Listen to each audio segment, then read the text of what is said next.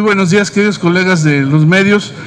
Antes que nada, agradecer su presencia y también la de nuestro vicecoordinador, el senador Luis Humberto Fernández, quien ha estado apoyando todo este seguimiento que hemos dado, y agradezco la presencia aquí en esta reunión de Víctor Hugo Hernández y de nuestra querida amiga Antonia, quien viene también, Antonia Vázquez, que vienen de Chiapas, de la Asociación de Viveristas, y más que nada es un llamado de atención sobre la parte importante que ha convocado el señor presidente electo sobre lo que sería la importancia de la reforestación en todo el sur-sureste y sobre todo en la cuenca del Grijalva-Usumacinta.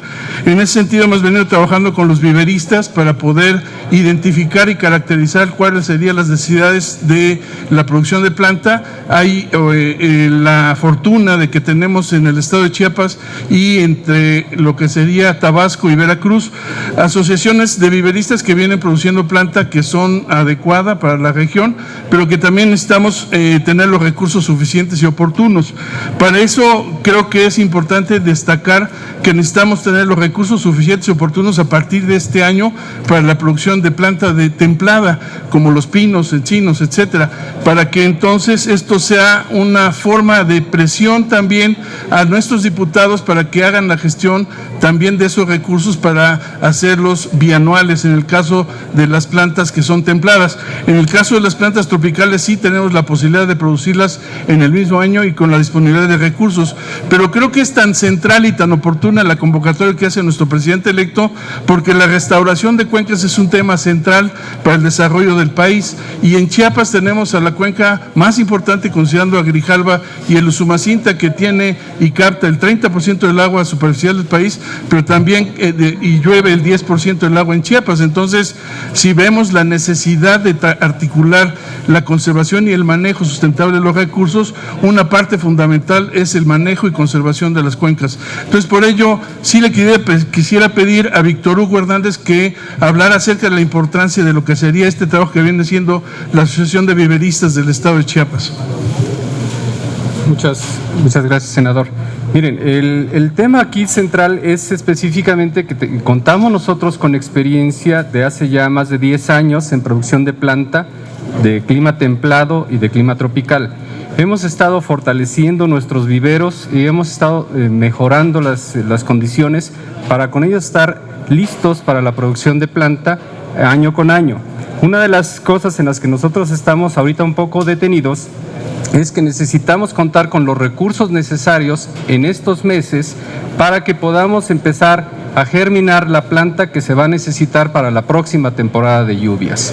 Si nosotros, en el caso de templado frío, el tipo de crecimiento en los viveros tarda más o menos 9 a 10 meses. Entonces, por eso estamos hablando de una producción que administrativamente se conoce como bianual. ¿Qué necesitamos aquí?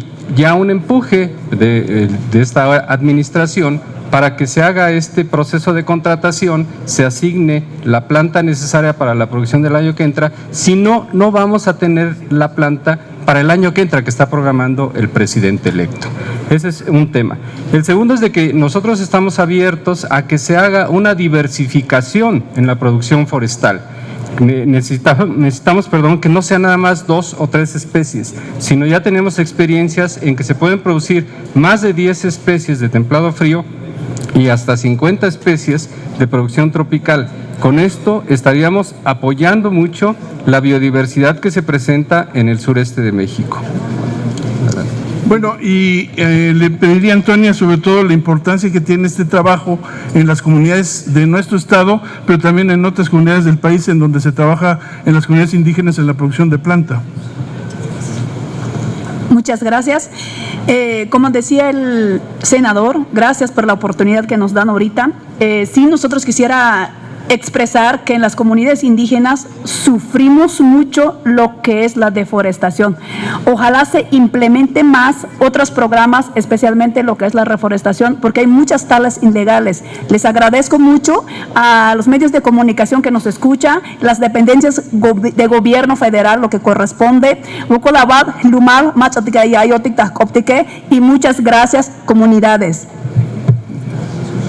Bueno, creo que es importante también mencionar que dentro del contexto de lo que es la cuenca, hemos tenido una serie de elementos que han venido atentando contra lo que es el agua, y en ese sentido el tema de lo que son los campos exploratorios y el fracking viene a ser también un tema asociado a esta parte del cuidado y el manejo de las cuencas, que tenemos que precisamente felicitar en algunos casos a nuestras comunidades, como es el caso de las comunidades zoques, quienes desde la zona de Chiapas, al norte de Chiapas, defendieron sus predios para poder no hacer el fracking que se estaba proponiendo por parte de lo que serían los campos exploratorios. Felicito también al Congreso de San Luis y a las comunidades que han estado trabajando en la organización de las campañas también anti-fracking, porque ya el día de antier se expresó el Congreso de San Luis para poder decir que están en contra del fracking.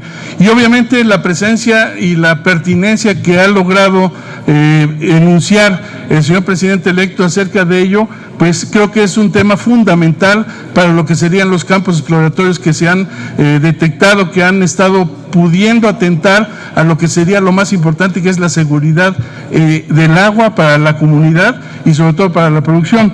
Y en ese sentido sometimos a la consideración de la permanente la modificación a un artículo de la Ley de Aguas Nacionales, que es el artículo 20, para poder cambiar que se impida totalmente las prácticas del fracking. Entonces creo que esto ya el día de ayer se sometió al Pleno para que sea considerado, y que en ese sentido, mientras esté este plazo de lo que sería el término de este gobierno al inicio del próximo, no tengamos las prácticas del fracking usándose. Entonces creo que es un tema fundamental, porque estamos atentando en algunos casos contra el agua potable de las gentes, y en algunos casos las zonas kársticas son muy vulnerables. En este sentido, creo que la respuesta de las comunidades zoques fue claro. Incluso dentro de lo que sería Chiapas, en la selva del Ocote, abajo de ella se encuentra el acuífero más importante. Entonces eso habla de la importancia de la relación del conservar el suelo y el bosque, pero sobre todo la infiltración y escorrentía del agua, que es el agua del futuro para las generaciones que se prevé incluso en los objetivos del desarrollo sustentable. Y finalmente quisiera destacar una cosa que realmente es alarmante: la no atención oportuna que se ha tenido con la mortandad de manatís. Es realmente para la zona de Usumacinta, entre Tabasco y Chiapas, un atentado contra la biodiversidad.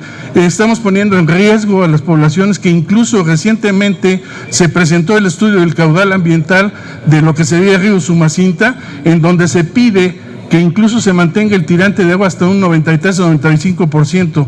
Y estamos teniendo, precisamente por las zonas de estiaje, quedan aisladas algunas comunidades de manatís. Siempre se hace un proyecto, desde Chiapas se viene apoyando desde el 96, 97 un proyecto de manatí, pero desgraciadamente esta visión de cuenca no ha logrado impactar al manejo de lo que serían estas cuencas compartidas entre Tabasco y Chiapas y Campeche, porque uno de los elementos que indican la calidad de vida del agua en el Usumacinta son 3 especies, y ese es el resultado del estudio del caudal ambiental, que sería el sábalo, el robalo y el manatí. Y estamos teniendo una mortandad de más de 30 manatís, e incluso en change.org se menciona hasta de 100. Creo que hay que ponderar las cosas, y exijo como senador de la República que se haga una auditoría ambiental a la cuenca del Grijalva-Usumacinta en lo que sería esta parte terminal de lo que sería la indicación que nos está dando la mortandad, pero no solamente en términos de lo que serían los manatís, sino también a la salud humana, porque estamos previendo que si ese estudio del caudal ambiental ahorita nos está arrojando esos datos de mortandad de especies que son indicadoras, entonces pues necesitamos intervenir y restaurar urgentemente mucho de lo que sería la cuenca de los Usumacinta, colindando entre Tabasco, Campeche y Chiapas. Y eso obviamente nos liga también con la cuenca del Grijalva, que proviene desde la Sierra Madre de Chiapas.